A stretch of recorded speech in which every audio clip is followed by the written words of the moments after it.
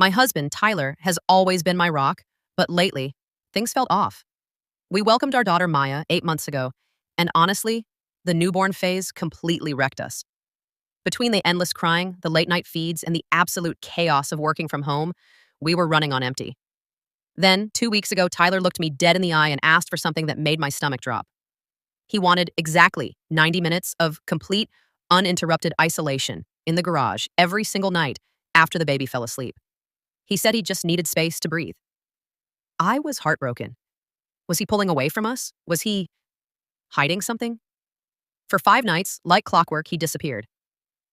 I sat on the couch, listening to the faint, muffled hum of what sounded like an electric mixer coming from the garage, feeling incredibly left out. Last night, I couldn't take the suspense anymore. I crept down the hallway and peered through the tiny window of the garage door. I expected to see him gaming or maybe scrolling through his phone. Instead, I froze. Tyler was standing at the workbench, covered head to toe in white flour. There was a bright pink, vintage cookbook open in front of him. He was fiercely whispering to himself, trying to count layers on a messy, slightly lopsided pastry. Suddenly, it hit me.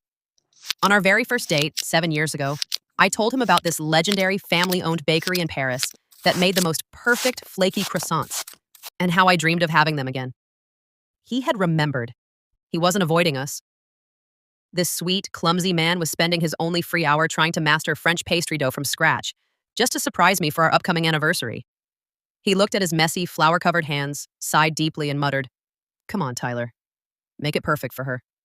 My heart absolutely melted. I quietly slipped back to bed, wiping away a tear.